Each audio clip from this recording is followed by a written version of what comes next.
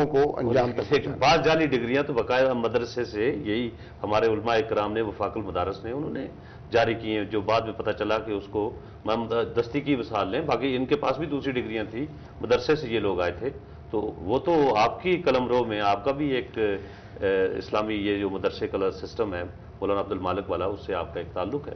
نہیں، ہمارا تو تعلق کالج یونیورسٹیوں سے بھی ہے، ہم نے بے شمار کالجز کھولے ہوئے ہیں، یونیورسٹی ہم چلا رہے ہیں، تعلیمی ادارے ہم چلا رہے ہیں، اس لیے فی نفس ہی کسی یہ تو آوے کا آوا بگڑا ہوا ہے، اور اس میں سب سے کم بگڑے ہوئے لوگ مدارس ہی کے ہیں، لیٹ اس بی فرینک۔ ٹھیک، یہ نہیں یعنی اگر آپ کوئی بیلنس شیٹ بنانا چاہیں ٹھیک، تو جتنا بگاڑ کالجوں یونیورسٹیوں کے طلبہ نے، ہم نے تو ساری عمر انہی میں گزاری ہے نا، ٹھیک، جتنا بگاڑ ان کی وجہ سے معاشرے میں پیدا ہوا ہے، اس سے بہت کم بگاڑ کا کوئی حوالہ آپ دے سکتے ہیں جو مدرسوں سے پیدا ہوا، لیکن جعلی ڈگری جعلی ہے، چاہے وہ مدرسے سے حاصل کی گئی ہو یا کسی یونیورسٹی سے اور جامعہ سے۔ نہیں سر، میں دوبارہ اس بات پہ آتا ہوں۔ دیکھیے منور صاحب، مجھے آپ کی باتوں سے جو تاثر مل رہا ہے وہ یہ ہے کہ پاکستان میں جس قسم کے حالات ہیں اس میں فریش الیکشنز کا، ارلی الیکشنز کا، یا ٹرم پوری ہونے کے بعد بھی الیکشنز کا کوئی فائدہ نہیں۔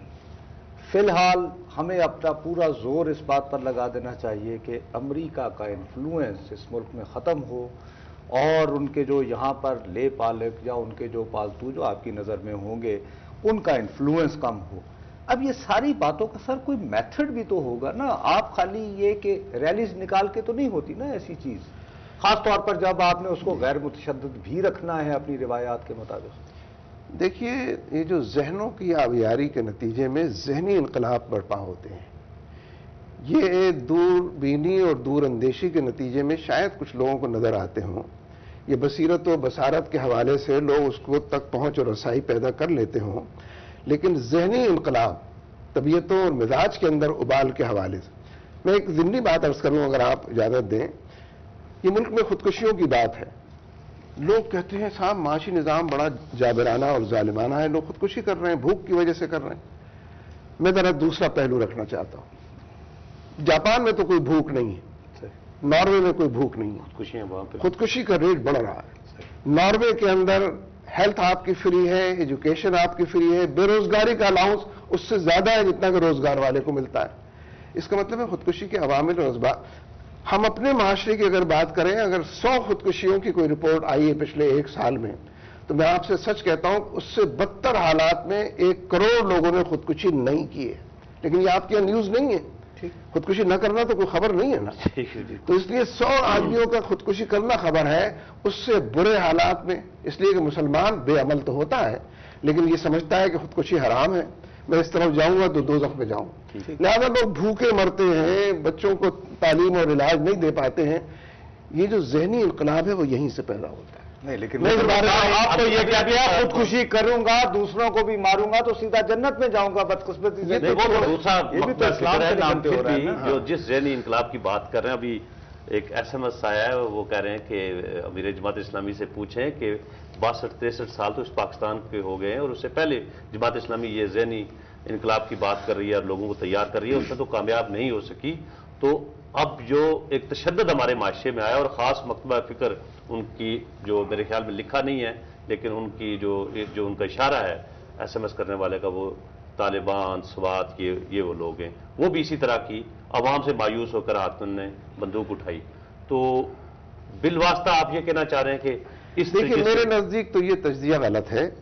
یہ جو مسلم ایکسٹریمزم ہے، انتہا پسندی، یہ ٹیررزم، مسلم انتہا پسندی نے کسی نظریے کی کوکھ سے جنم نہیں لیا ہے، یہ حالات کی پیداوار ہے۔ یہ امریکہ اور اس کی فوجیں، یہ نیٹو اور اس کی فوجیں، یہ لاکھوں ٹن بارود کی برسات، یہ چاروں طرف کے حالات کے اندر لوگوں سے ان کے حقوق چھین لینا، یہ جو انسرجنسی اور کاؤنٹر انسرجنسی کی اصطلاحیں استعمال ہوتی ہیں، افغان کہتے ہیں کوئی کاؤنٹر انسرجنسی نہیں، اپنے آزادی کے تحفظ کی جنگ لڑ رہے ہیں، ایسے لوگوں میں پھر ایکسٹریمزم بھی پیدا ہوتا ہے۔ تو اس لیے جس دہشت گردی کی اور انتہا پسندی کی آپ بات کرتے ہیں، وہ تو اس ریجن میں جب تک امریکہ اور اس کی فوجیں اور نیٹو اور اس کی فوجیں موجود ہیں، یہاں یہ ملٹیپلائی کرے گا ایکسٹریمزم، دن دونی رات چوگنی ترقی کرے گا، فلرش کرے گا، حالات نہیں بدلیں گے آپ تو کسی کو کوسیے نہیں کہ اس مسلک اور اس مسلک میں منور صاحب، لیکن سوات میں تو امریکی فوجی نہیں تھے نا سر، وہاں پہ بہرحال ایک گروپ تھا انہوں نے سر اپنی ریٹ قائم کرنے کی کوشش کی. ہم جاتے رہے ہیں دونوں, دیکھتے رہے ہیں سر, تو دے پرووکڈ نا کہ اسٹیٹ کو تو کرنا چاہیے نا. اگر آپ ایک اور مزہ, اگر منصورہ میں یہاں پہ اگر آپ اپنے کورٹس بھی چلانے شروع کر دیں گے تو سر یہ تو آپ نہیں کریں گے نا. دیکھیے بنیادی بات یہ ہے کہ جو لوگ ریٹ آف دی گورنمنٹ کی بات کرتے ہیں ان کی تو شکلوں پر لکھا ہوا ہے کہ ریٹ آف دی گورنمنٹ کو یہی پامال کرتے ہیں. عوام کے پیروں پر کلہاڑی مارنے کی ذمہ دار ریٹ آف دی گورنمنٹ آئین کی بالادستی سے پیدا ہوتی ہے, آئین کی خلاف ورزی سے پیدا ہوتی ہے. یعنی صوفی محمد کو ایک چارج شیٹ آپ تھما دیں, کہیں کہ یہ آئین کے خلاف ہے, پاکستان کے آئین کو نہیں مانتا, تو ہمارے یہاں جو نیشنلسٹ سارے ہیں وہ تو ان میں سے کوئی بھی نہیں مانتا. لوگ کہتے ہیں نیا سوشل کانٹیکٹ ہونا چاہیے. جتنے نیشنلسٹ ہیں, یہ جو پرویز مشرف ہے جس کو آپ نے وی آئی پی ٹریٹمنٹ دے کر ملک سے رخصت کیا ہے, ریڈ کارپیٹ سلامی دی ہے اس نے تو 2 مرتبہ آئین توڑا. تو کیا تو نہیں, میں ذرا بات, یعنی صوفی محمد کا قصور شریعت ہے یا ریٹ آف دی گورنمنٹ کی خلاف ورزی؟ تو جو لوگ خود قانون کو پامال کرتے ہیں ان کے منہ سے اچھا نہیں لگتا کہ وہ کہیں کہ ریٹ آف دی گورنمنٹ سماعت ملک. لیکن ابھی بھی دیکھیں جنرل پرویز مشرف ادھر ہے, عدالتوں میں کیس ہے, لیکن اس طرف کوئی نہیں جاتا. ایک طبقہ یہ بھی کہتا ہے کہ جی موجودہ جو آزاد عدلیہ ہے یہ اس جمہوری سیٹ اپ کو تو روزانہ کوئی نہ کوئی انجیکشن دے رہی ہے, لیکن وہ جو عمر 9 سال رہا ہے اس کے بارے میں ابھی تک یہاں پر لا کر اسے ٹرائل کرنے کی بات نہیں کر رہی. کس نے پرویز مشرف کو وی آئی پی ٹریٹمنٹ دے کر اس ملک سے باہر؟ چیف جسٹس نے کیا یہ کام؟ وہ نہیں کیا, لیکن پرائم منسٹر نے کہا ہے کہ اگر اس کے خلاف عدالت جائے تو ہم کھڑے نہیں ہوں گے. نہیں, سوال یہ آپ کو خود ان کو بھیجنا ہی نہیں چاہیے. تو ہمارے چیف جسٹس صاحب سر ویسے بھی تو اتنے سو موٹو لیتے ہیں, تو اس پہ بھی لے لیتے ہیں کہ کیوں بھیج رہے ہیں. ویسے تو آپ ہر بات کوئی کہہ سکتے ہیں کہ جو کام وزیر اعظم نہیں کرتا وہ چیف جسٹس کو کرنا چاہیے. جو پرائم منسٹر دائرہ کار مقرر ہیں. اب بھی بعض لوگوں کا خیال یہ ہے کہ جوڈیشل ایکٹیویزم نمایاں ہو گیا ہے, ذرا اس سے بڑے چیف جسٹس کو رہنا چاہیے.